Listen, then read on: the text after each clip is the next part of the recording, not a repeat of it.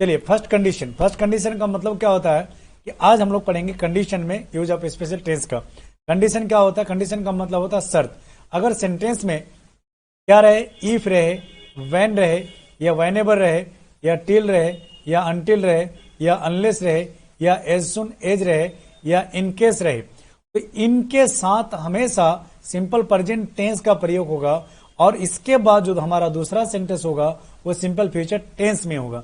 लेकिन आपको ये पता होना चाहिए कि सिंपल प्रेजेंट टेंस क्या होता है और सिंपल फ्यूचर टेंस क्या होता है, सिंपल प्रेजेंट टेंस के साथ कौन सा वर्ब लगता है और सिंपल फ्यूचर टेंस के साथ कौन सा वर्ब लगता है, इनको भी आपको पता होना चाहिए। तो चलिए लेट ना करते हुए शुरू करते हैं और बताते हैं, आगे चलते हैं क्या है।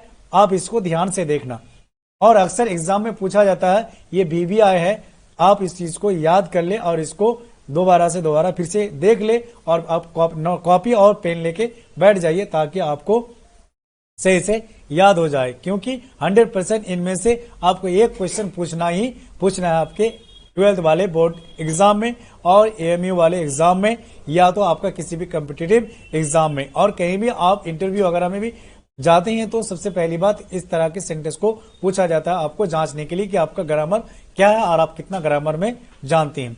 तो चलिए सबसे पहली बात, अगर इफ से शुरू हो तो इफ के बाद कोई भी सब्जेक्ट हो, उस सब्जेक्ट के बाद क्या चाहिए? सिंपल प्रेजेंट टेंस चाहिए, यानी वर्ब 1 या तो वर्ब 5 चाहिए। तो सब्जेक्ट के अकॉर्डिंग या तो वर्ब 1 होगा या तो वर्ब 5 होगा, यानी इफ के साथ कोई भी सेंटेंस हो वो सिंपल प्रेजेंट टेंस में होगा, और जब भी दूसरा सेंटेंस होगा वो सिंपल फ्यूचर टेंस में होगा।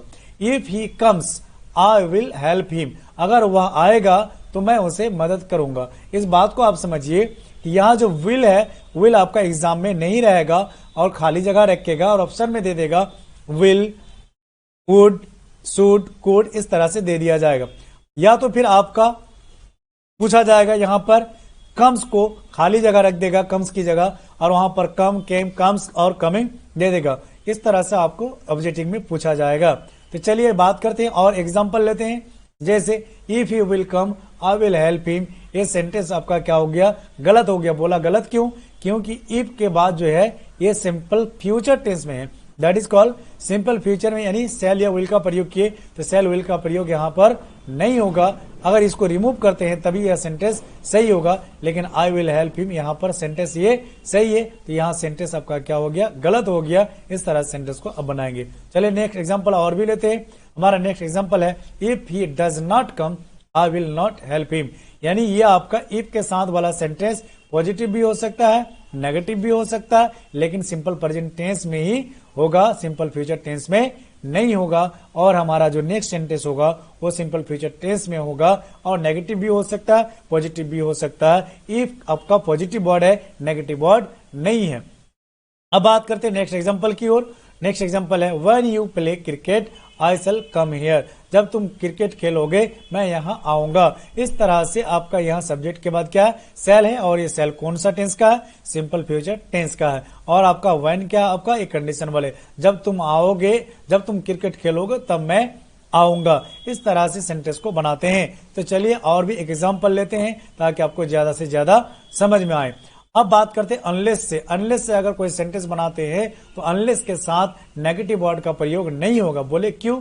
क्योंकि अनलेस ही आपका नेगेटिव वर्ड है। इनके साथ भी वही कंडीशन है कि अनलेस के साथ सिंपल प्रेजेंट टेंस का प्रयोग होगा, और उसके बाद वाला जो सेंटेंस होगा वो सिंपल फ्यूचर टेंस में होगा, यानी सेल विल का ही प्रयोग होगा। तो यहाँ ऑप्शन में दे दिया हूं मैं आपको, यहाँ भी देख ले, सिंग होगा या सैंग होगा या संग होगा या सिंग्स होगा, यानी ए ऑप्शन होगा या बी ऑप्शन होगा या सी ऑप्शन होगा या डी ऑप्शन होगा।